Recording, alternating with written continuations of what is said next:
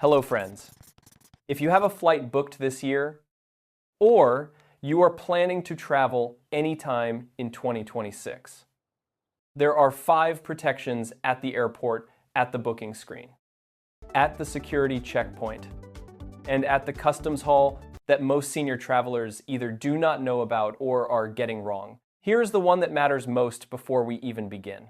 If you have ever paid extra at the airline booking screen to get an aisle seat or a seat toward the front of the plane because of a knee replacement, a hip surgery, or a medical condition that makes sitting in the middle of a plane difficult, there is a real chance you paid for something federal law required the airline to give you at no charge. That right comes from the Air Carrier Access Act, enforced by the Department of Transportation. Most airlines will never tell you about it at checkout. They show you the upgrade option. Most people click it because nobody told them the law says otherwise. That ends today.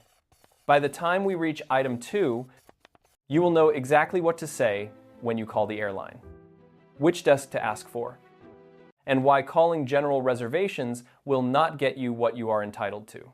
Quick context before we continue. This video is made for senior travelers in the United States, especially those flying commercially with any medical condition or mobility need.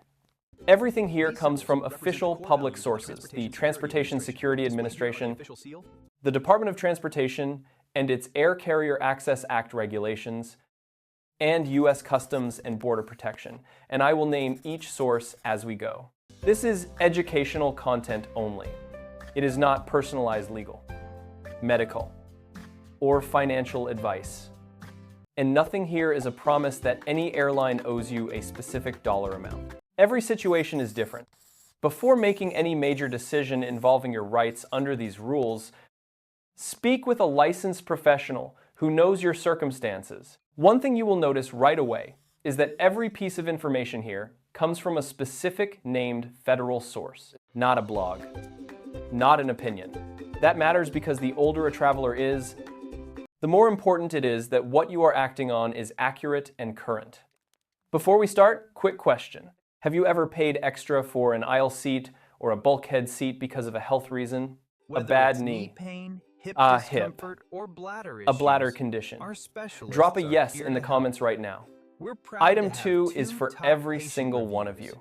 Item 5 is the one most senior travelers returning from international trips have never used. And it costs nothing. It is called Mobile Passport Control, a free official app from U.S. Customs and Border Protection. You download it before your trip. Scan your passport once to set up your profile. And that is all. When your international flight lands and you are still on the plane taxiing to the gate, you open the app, answer the standard customs declaration questions, and submit. The app generates a QR code at the customs hall instead of joining the main line, which can run 60 to 90 minutes at a busy airport.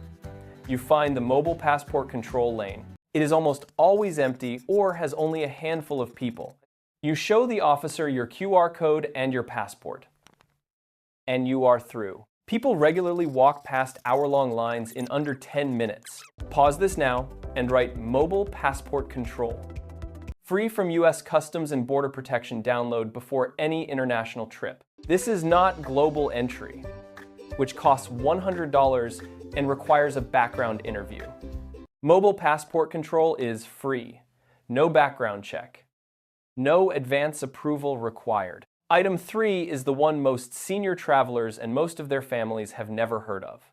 Most major U.S. airlines will issue something called a non-passenger escort pass, also called a gate pass, that allows someone who is not flying to accompany you through the security checkpoint all the way to your gate. Wait with you, and speak to gate agents on your behalf if there is a delay or a change. This is free. After you book your ticket, call the airline and say, I am an elderly traveler and I would like to arrange a companion gate pass for someone who will be assisting me to the gate. On the day of travel, you and your companion go to the check-in counter together. Your companion needs a real ID compliant driver's license or a passport. And the agent prints them a pass that works through security just like a boarding pass. Most families assume the security line is where they have to say goodbye. They do not know they can come through. Has anyone used a companion gate pass? Drop your experience in the comments. It helps other viewers know this is real. One important note: arrive earlier than usual. The agent needs to verify the identification and print the pass. If you arrive at the last moment, it will not work. Item 1, and this is the correction most other videos got wrong. For years, there was a specific TSA policy stating passengers 75 and older did not have to remove their shoes at the security checkpoint. That language still appears on the Transportation Security Administration's website. What most videos are not telling you is that in July 2025, the TSA ended the shoe removal requirement for every US traveler, regardless of age. The announcement came from the Secretary of the Department of Homeland Security at a press conference at Reagan National Airport. Modern screening technology now detects threats without shoe removal.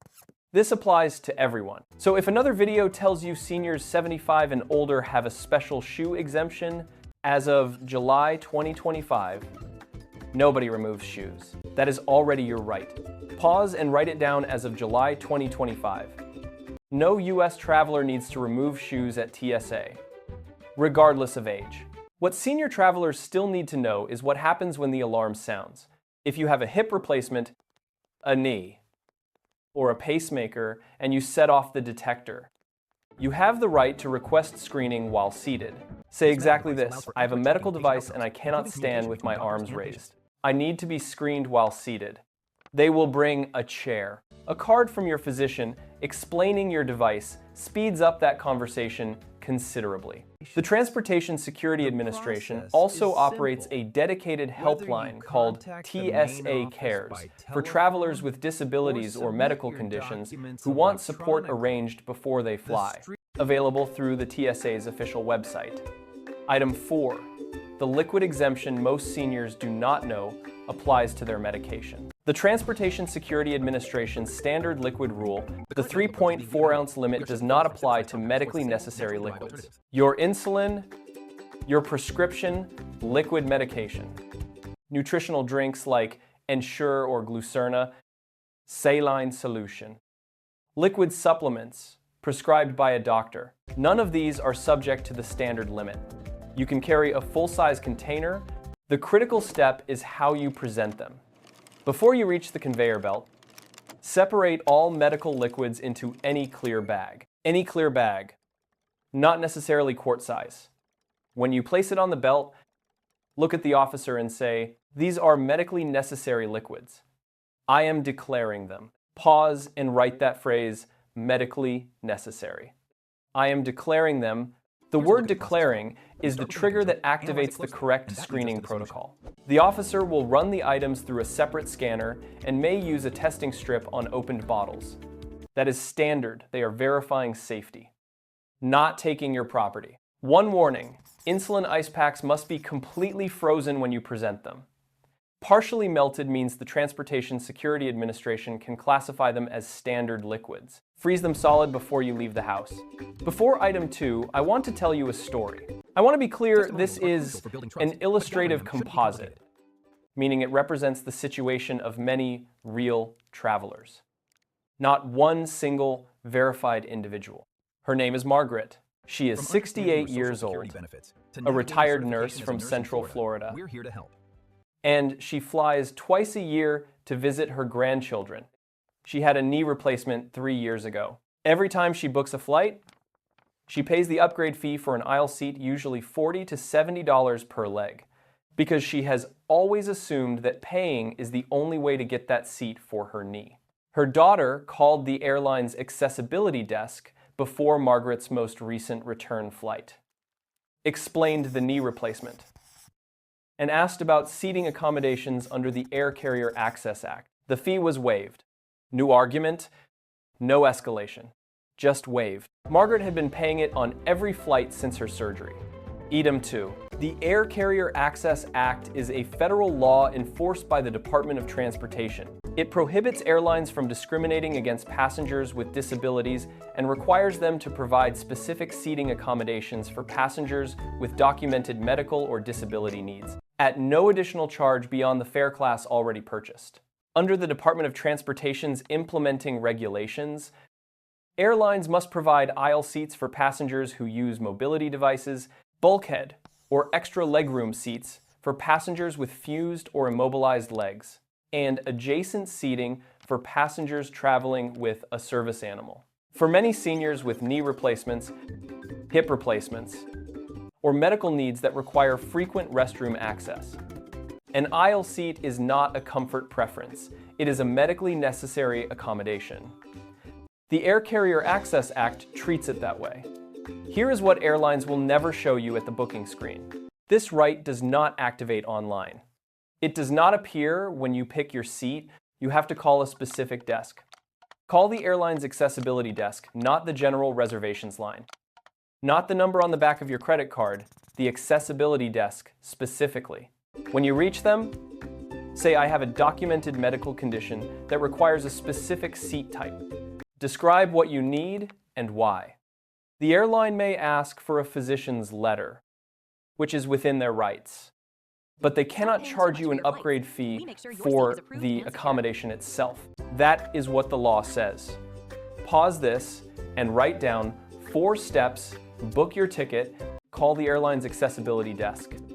Not general reservations. Say, "I have a documented medical condition that requires a specific seat type," and follow any documentation request. A physician's letter may be needed, but the upgrade fee should not be.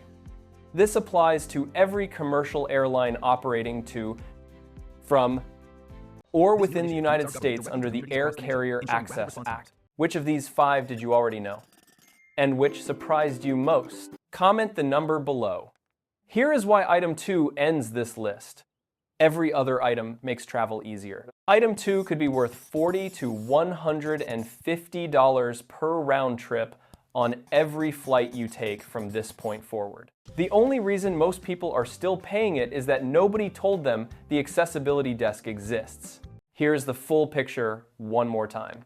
Mobile passport control, free from US Customs and Border Protection.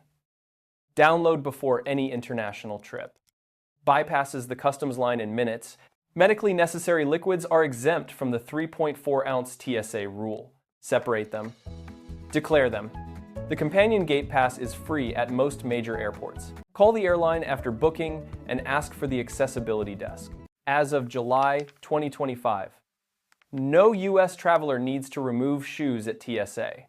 If an alarm sounds, ask to be screened while seated. And the Air Carrier Access Act, if you have a documented medical need requiring a specific seat, you are entitled to that accommodation at no extra charge. Enforced by the Department of Transportation. Call the accessibility desk. Say, "I have a documented medical condition that requires a specific seat type." That is the law. 3 steps before your next flight. Step 3. Download mobile passport control from US Customs and Border Protection free. 10 minutes to set up. Step 2. Go to the Transportation Security Administration's official website and read their guidelines for travelers with disabilities and medical conditions before you fly. Step 1. And do this the same day you book. Call the airline's accessibility desk. Ask about seating accommodations under the Air Carrier Access Act. The worst outcome is that your situation does not qualify. The best outcome is you stop paying for something federal law says you do not owe. And if your situation is complex, a specific health condition, a dispute, or a question about what the law covers in your case, talk to a licensed professional who understands aviation regulations and your specific circumstances. If you know someone who flies with any medical condition affecting their mobility or comfort at the airport, share this video with them before their next trip. The seat accommodation item alone could save them real money on every flight from here on. They deserve to know the accessibility desk exists. One more thing. Several viewers have asked about Real ID, what it is, which state-issued licenses still fail at the checkpoint, and what happens if your identification is turned down at the gate. The deadline passed in May 2025.